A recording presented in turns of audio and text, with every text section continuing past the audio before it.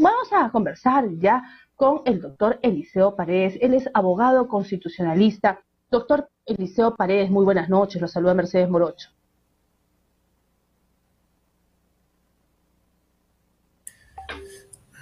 ¿Cómo está, doctora? Un gusto de poder saludarle a usted y bueno, felicitarle también por el reconocimiento que ha tenido, ¿no? Yo creo que necesitamos mujeres como usted son las defensoras en realidad de la legalidad y siempre buscando de que en nuestro país pues se haga justicia. Creo que es momento de que las mujeres se vayan empoderando cada día mucho más. Creo que ya es hora de los cambios, no solamente en esa línea, sino que desde la perspectiva política. Creo que la mujer es momento de que tome decisiones y seguramente lo hará mejor que los varones.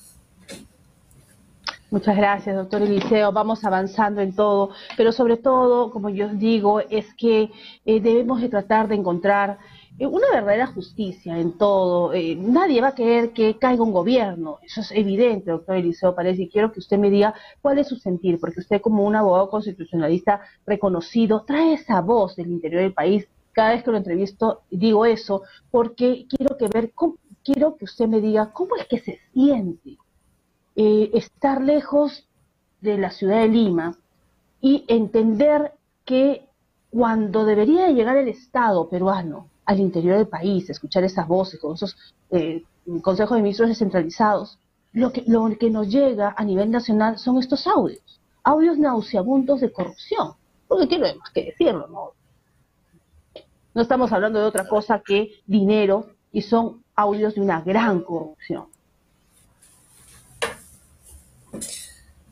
Sí, definitivamente, a ver, me llama mucho la atención y algunos escritores a lo largo de la historia del Perú y de la propia aristocracia republicana, podríamos decir, de 1895 hasta 1919, del contexto histórico de la ciencia política, pues podríamos llegar, por ejemplo, a esta primera pregunta.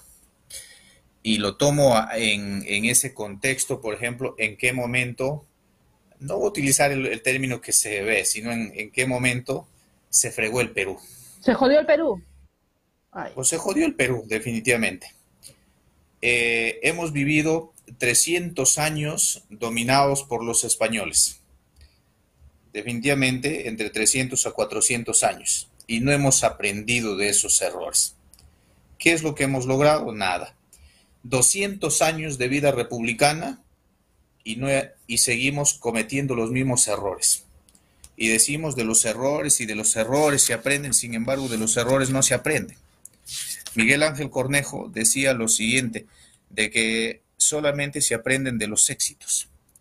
Y me voy a atrever a tomar lo siguiente, a analizar, por ejemplo, de los aspectos económicos de lo que habla Henry Pease y Gonzalo Romero Sommer. Respecto a los gobiernos en materia civil, ni me refiero a los gobiernos democráticos, no me refiero a los gobiernos que han pasado de una u otra manera ejerciendo violencia y en este caso quebrantando el orden constitucional. Tres cosas fundamentales que plantea, por ejemplo, estos tres autores respecto a la política en el Perú en el siglo XX y XXI.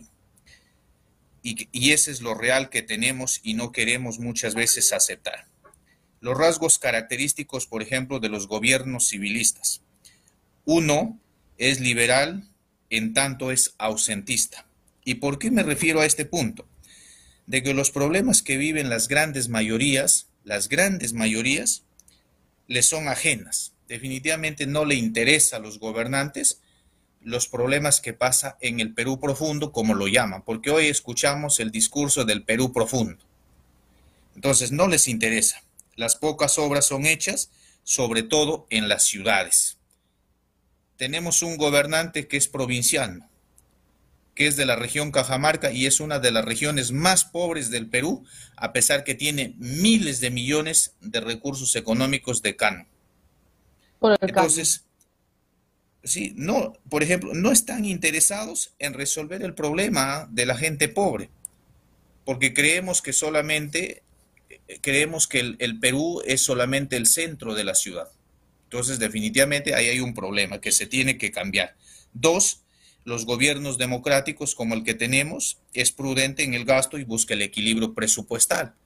Definitivamente están cuidando, yo no sé si están cuidando para poder ahorrando, como algunos alcaldes les escucho, me da mucha curiosidad, a veces hasta cierto coraje, ¿no? Cuando dicen los alcaldes, no, nosotros estamos ahorrando.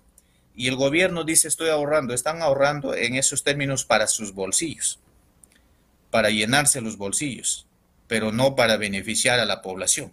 Y tres, el 95% de los ingresos del fisco son impuestos indirectos. Es decir, los que más tienen no pagan.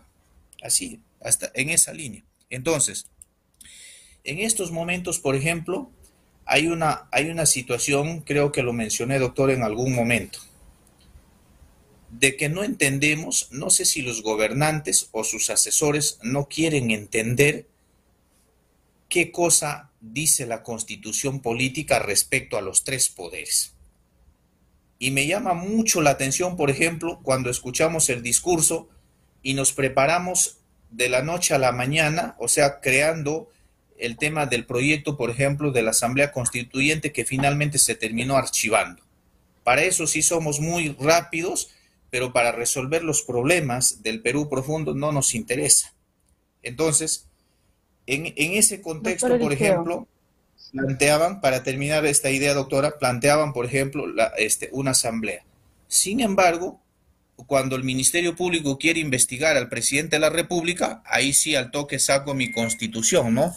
Y digo, no, acá está la constitución, hay que respetar la constitución. Por eso es que los políticos están acostumbrados a decir una cosa y hacer. Yo siempre invoco a los políticos que sean coherentes entre lo que dicen y hacen. Y la justicia, la justicia y las normas se han hecho para todos por igual. Y aquí, caiga quien caiga, se tiene que sancionar. Y si tienen que ir a la cárcel, pues tendrán que ir a la cárcel, porque creo que ya estamos cansados de tener gobernantes, disculpando el término, gobernantes ladrones, que solamente han llegado para llenarse los bolsillos a costilla del discurso de que nosotros representamos al Perú profundo. Doctor Eliseo Paredes, efectivamente. Tenemos un gobierno, o estos últimos gobiernos, que buscan la justicia social, pero terminan en una injusticia social. Todo lo contrario. No son coherentes con lo que dicen, vamos a ayudar al pueblo, incluso están llevando estos consejos de ministros descentralizados, pero que se traducen en la falta de apoyo al interior del país. Y no tan solo es un tema de entrega de bonos. Si la situación económica se va incrementando y va habiendo una crisis económica terrible como la que estamos viendo, entonces, por más que le aumenten 10 veces el salario mínimo vital, vamos a volvernos en un país cada día más pobre. Y el pobre va a ser cada vez más pobre y la clase media está siendo eliminada. Tenemos este tema de un alto grado de corrupción, doctor Eliseo Paredes, y la Fiscalía ya ha reafirmado la tesis que el gobierno de Pedro Castillo sería una organización criminal. Estamos hablando de vacancia presidencial o, en todo caso, una acusación constitucional. ¿Qué es lo que usted puede ver que se den quizás, si llegan a salir más audios y según la prensa, y tenemos esta información cercana, existen muchísimo más audios comprometedores que el que ha salido del ministro Silva y que implicarían a muchísima gente del gobierno, lo cual pues ya haría entender que es improbable y es lamentable que el presidente de la República no sepa de estos actos de corrupción y que sí estaría inmerso. ¿Vacancia o acusación inconstitucional? A ver, voy a partir y voy a pecar de infidente respecto a lo que usted mencionaba de estos consejos de ministros descentralizados para partir por ahí. Tengo justo una alumna en la universidad y fue candidata al Congreso de la República por el partido del presidente actual. Y que en la actualidad, por ejemplo, se sienten usados porque reuniones o consejos de ministros descentralizados simplemente es un discurso con la finalidad de buscar de una u otra manera sentir que la población le respalda producto de una victimización. Entonces ahí veo la incapacidad del presidente de la República y de sus ministros. Y porque entiendo de que, entre comillas, nos hacemos los que escuchamos el sentir de las regiones, pero cuando llegas a Lima tomas otras decisiones. Por eso decía, no hay una coherencia. Segundo, yo creo que el presidente de la República, con todos estos audios que están saliendo y con todas las infracciones constitucionales que están cometiendo, no solamente el presidente de la República, sino la vicepresidenta también, yo creo que lo más saludable en estos momentos es que, por ejemplo, ellos puedan renunciar al cargo que de una u otra manera han sido elegidos democráticamente. Creo que es un momento oportuno de que demos un giro, de buscar una alternativa de solución a estos problemas. De hecho que somos incrédulos y muy difícil que presente su renuncia el presidente, porque sabemos que una vez terminado renunciando o vacándole o cualquier otra modalidad que pueda él querer de salir, va a terminar preso. Definitivamente va a terminar preso el presidente de la República. Entonces, yo creo que en un proceso de una acusación constitucional como lo vemos, se puede dar, pero para llegar a todo este proceso de finalmente de poder expectorarlo, podríamos decir, del gobierno, lo veo muy difícil en el Congreso. Definitivamente el Congreso no tiene la credibilidad y tampoco tiene la representatividad en estos momentos para poder hacer una acusación constitucional. Es más, hace una semana conversábamos con muchos jóvenes aquí en la región San Martín y la pregunta era si es que se sienten representados por el Congreso. Definitivamente, la gran mayoría de los ciudadanos, por ejemplo, en la región San Martín, no nos sentimos representados por el Congreso ni por nuestros representantes, porque al día de hoy las cosas cada vez lo hacen al revés. Yo creo que el Congreso de la República también tiene que poner de su parte si es que quiere recuperar la confianza y la credibilidad en la población. Caso contrario, vamos a seguir Va a haciendo ser lo mismo. rojo para ellos, porque Sí, estamos lo que pasando, creo, los gobiernos eligen sí, nuevos congresistas, doctor Eliseo Paredes, y no vemos pues un cambio, ¿no? Entonces se sí, decía antes que no a la reelección de los congresistas, que en todo caso deberían darse, digamos, paso a congresistas, digamos, que nunca han estado en la política. La experiencia nos pasa la factura. Y por otro lado tenemos a los congresistas que tienen experiencia, pero hacen contubernios. Entonces, el gobierno peruano, yo la ciudadanía está contra las cuerdas. O sea, cada vez más nos vemos aprisionados y vemos que este país se está yendo pues a la guerra. Con esta situación, lo único que le pedimos es a los congresistas que pueda representarnos. El país entero solicita que existan las investigaciones del caso, al Ministerio Público, al Poder Judicial, que se investigue, que se vea. Y bueno, ¿no? Si es así y hay una corrupción, pues que se vayan presos. Y si no hay una corrupción, pues que continúen. Pero de una vez hay que zanjar este tema, doctor Eliseo Paredes. Tenemos aún muchísimas cosas pendientes. Es decir, este asunto está haciendo que dejemos pasar con el tiempo lo que pasó con el presidente Vizcarra. Se va pasando el tiempo, y claro, ¿no? A los que les conviene. Está pasando el tiempo con Toledo, que sigue en Estados Unidos. La gente que se implica en la corrupción y, por supuesto, ellos cruzan los dedos a que esto continúe, ¿no? La pandemia, los malos manejos, este asunto de Castillo, está haciendo que para otros la impunidad sea la manera de actuar. Y eso no debe ser, porque tenemos que sembrar valores nosotros entre los niños. ¿Qué es lo que ven los niños? Doctor Eliseo Paredes, como usted dice, ¿no? Mucha gente se ha sentido usada por el gobierno de Pedro Castillo. Gente profesional que ha podido ocupar puestos en el Estado y no lo están. Usted bien lo dice, no había gente que ha estado involucrada, y así. Pero esto es lo que pasa usualmente. claro, ¿Qué podríamos lo que esperar, doctor? a ver, lo que yo y voy a tomar lo que dice Marcos Kaplan. Lo que tenemos que empezar es a profesionalizar, en este caso, a la política en el Perú. Eso es lo que necesitamos hacer. Ese es el primer paso. ¿Para qué, doctora?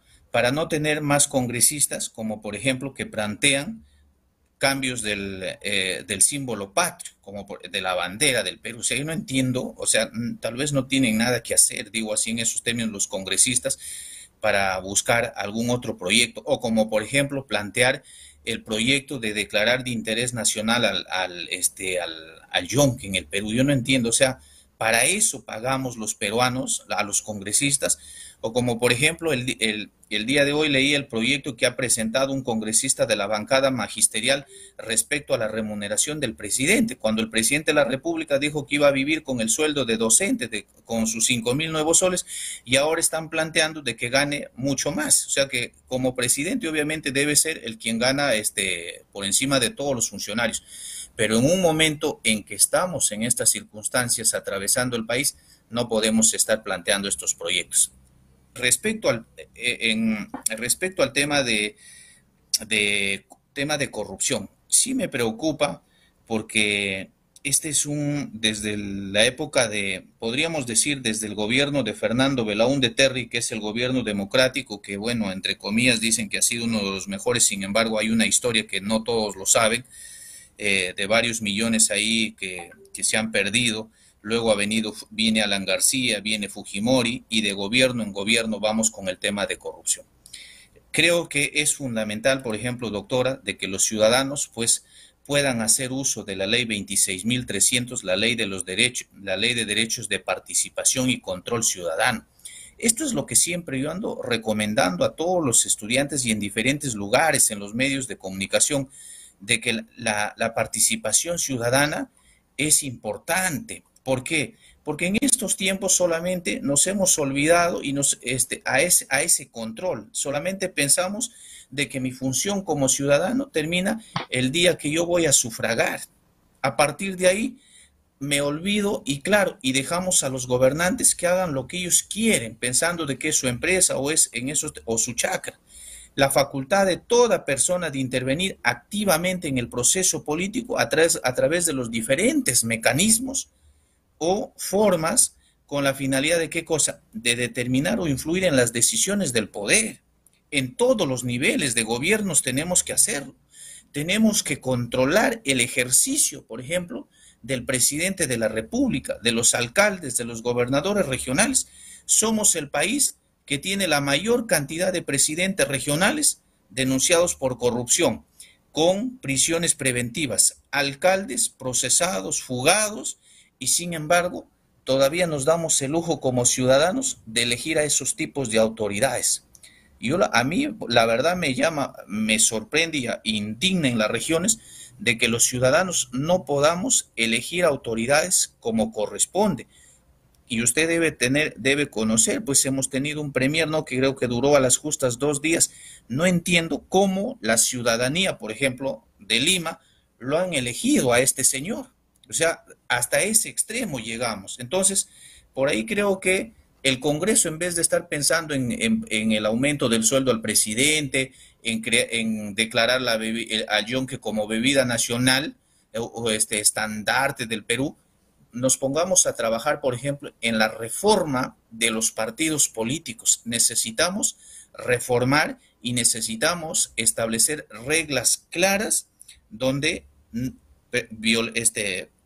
pegalones, ladrones que están, o sea, se han dedicado a robar, que están por delitos de corrupción, no puedan participar más en política, porque eso es el daño terrible que nos está haciendo a nosotros, los peruanos. Y en esos datos, doctora, si ustedes pues revisaran, por ejemplo, en la región San Martín, nada más para darse cuenta, el informe de la Contraloría General de la República, producto de la pandemia, los alcaldes y los gobernadores regionales, y se lo digo así, se han robado millones de soles, aprovechándose en la declaratoria de emergencia. Entendemos la situación. Vamos a conversar este asunto de la corrupción en una próxima oportunidad para ver, porque usted sabe que son temas tan amplios, tanto la corrupción como la coyuntura política. Le agradecemos mucho la participación en el programa y por recibirnos esta noche. Muchísimas gracias. Muchísimas gracias. Buenas noches. Buenas noches. Gracias, muy buenas noches.